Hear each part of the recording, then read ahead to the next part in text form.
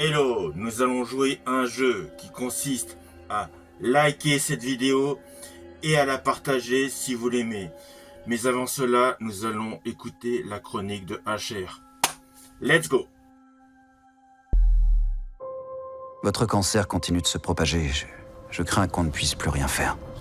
Il y a une personne qui pourrait peut-être vous aider. Notre programme se fait en 2 temps. Il est administré dans la banlieue de Mexico. Les résultats sont stupéfiants. Elle m'a sauvé la vie.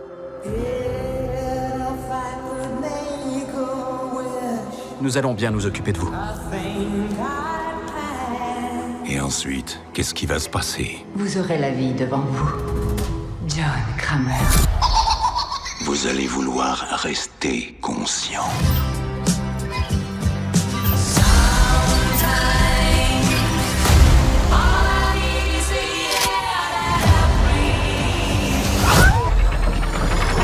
Alors, avant de vous parler du film Saw X, le 10e opus de la saga horrifique avec le personnage Jigsaw, je tiens tout d'abord à remercier tous ceux qui me suivent sur YouTube, TikTok. Je tiens à remercier personnellement Felipe et Ali. Tu vas voir, Saw X est au top. Hello everyone.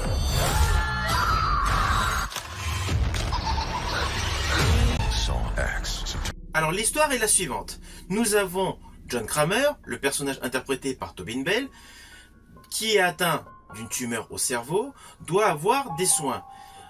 Le protocole et le process ne fonctionnent pas. Il a un conseil d'aller au Mexique pour pouvoir avoir une fameuse intervention miracle. Il y va. Manque de chance pour lui, c'était une arnaque. Voilà, c'est le point de départ de cet opus révolutionnaire pour la saga. Parmi tous ceux que vous pouviez arnaquer, vous avez choisi John Kramer.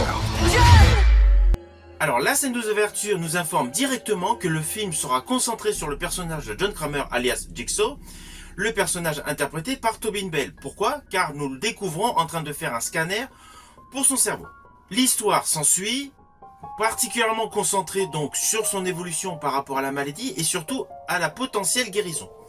Avant d'aller plus loin, il faut revenir sur qui est John Kramer. Alors John Kramer, c'est un ingénieur civil et architecte. Il est marié à Jill Tuck qui s'occupe d'une clinique spécialisée pour les toxicomanes. C'est le point de départ de son origin story.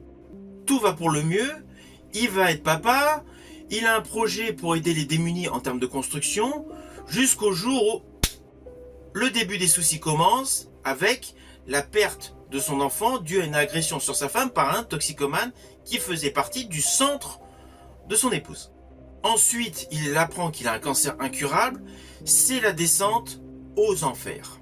Il commence à mettre des distances avec son épouse, il en a fini avec la vie, il veut se suicider et son suicide rate. Et c'est là que le personnage de Jigsaw naît.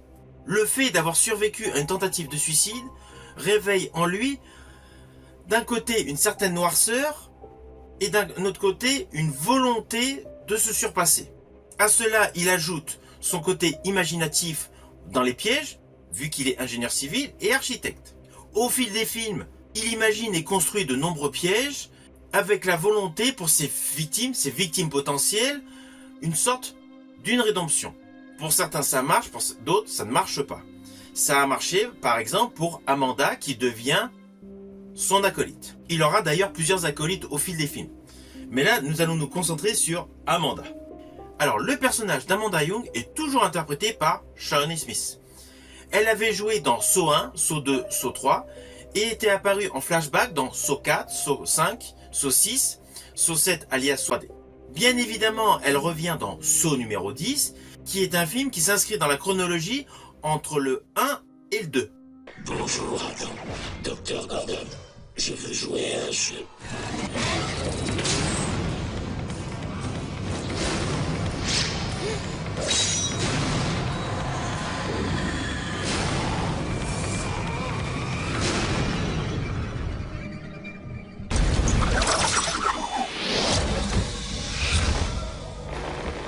Ouvrez la porte! Il n'y a pas d'issue! Vous êtes tous cinglés! Elle a un tempérament complémentaire par rapport à John Kramer, qui lui est beaucoup plus calme, beaucoup plus reposé. Elle a un côté impulsif. Ce qui donne à sa composition une particularité attrayante. Et dans ce film, elle a la part belle. Alors concernant le réalisateur Kevin Grutter, il a participé pratiquement à toute la saga. Il était monteur sur les 5 premiers opus de la saga et il a réalisé l'épisode 6 et l'épisode 7. Et bien évidemment l'épisode 10.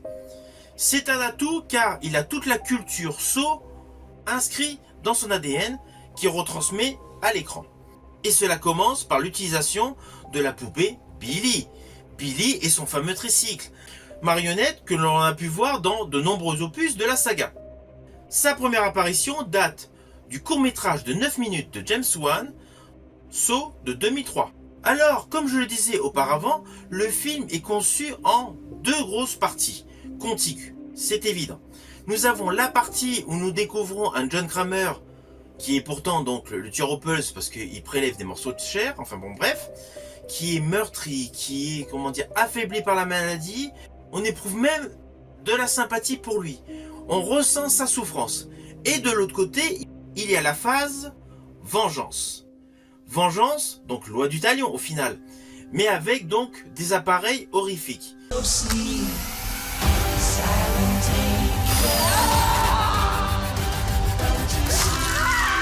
D'ailleurs, vers le début du film, il y avait la fameuse scène que l'on a pu voir dans la bande-annonce et qu'on voit sur la fiche de cinéma avec l'extraction des yeux. Ça qui n'est pas un spoil parce que ça a été dévoilé à tout le monde. Ce personnage en fait partie d'une des vengeances de cet opus. Mais c'était un personnage à part de ce qui peut se passer au Mexique. Lui c'était à l'hôpital avant d'aller au Mexique. Donc nous avons l'homme affaibli et la vengeance. Cet opus est extrêmement gore. On retourne aux sources de Saw, qui s'était légèrement aseptisé avec l'épisode 8 et surtout avec Spiral. Là, les images sont extrêmement gore, on va pas se mentir. Alors, la petite histoire, lorsqu'à un moment, il y a un personnage dans le film qui a besoin d'une corde, je ne sais pas pourquoi, mais j'ai pensé exactement à la chose qu'elle a faite. Bon, je vous rassure, je ne suis pas psychopathe, mais ça m'est venu à l'idée. Étant donc fan de cette saga, c'est assez logique d'avoir cette idée, je pense. Je suis Baudor, enfin j'espère. Mais ne vous inquiétez pas, je ne suis pas criminel. Je n'ai pas prévu. C'est votre anesthésie. Mais croyez-moi, vous allez vouloir rester conscient. La vengeance extrêmement gore qui fait un vrai parallèle à la première partie du film où c'est le meurtrier qui pense à sa vie, à sa fin de vie, qui a beaucoup d'émotions, qui rédige même son testament. Il y a un vrai contraste dans le film. C'est une plus-value parce que ça n'a jamais été fait auparavant dans les autres opus. Alors oui, John Kramer est un psychopathe, un meurtrier, un tueur, on peut dire tout ce qu'on veut. Mais la manière dont est réalisé ce 10e opus nous le place beaucoup davantage en termes de victime qu'en tueur. De ce fait, on comprend ses motivations.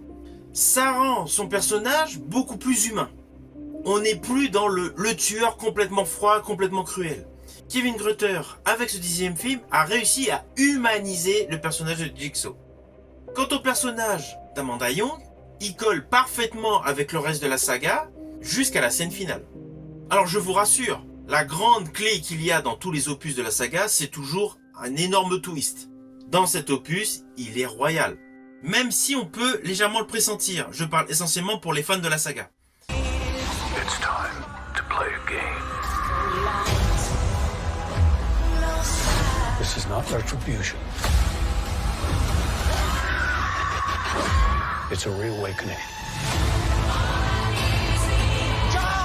I still have a lot of work that needs to be done. Alors au final, ce 10e opus est 100 fois meilleur que la moitié de la saga Saw. On va pas se mentir. C'est une réussite. Il y a une belle trame. On n'est plus sur l'enquête policière qui dominait les opus précédents. Là, nous avons une belle histoire linéaire, innovante. Nous retrouvons des images choc, des images très gore. Nous retrouvons Billy et son tricycle. Nous retrouvons le personnage John Kramer alias Jigsaw, le tueur aux Pulse, toujours interprété par Tobin Bell, au top de sa forme. Nous retrouvons le personnage Amanda Young, toujours interprété par Shawnee Smith, également parfait. La réalisation de Kevin Grutter est excellente. Les plans et les cadrages sont parfaitement maîtrisés. L'atmosphère des premiers opus est bien là. Tous les codes rattachés à cette saga sont là. C'est l'un des meilleurs opus de cette saga horrifique. Je vous invite à le découvrir dans les salles de cinéma. Attendez-vous à un bon film, mais surtout, n'oubliez pas, il y a des images très gore. Hop, je sais que tu ne veux pas spoiler, mais la scène post-générique est fondamentale. Peut-être qu'on retrouve un de mes disciples, Hoffman.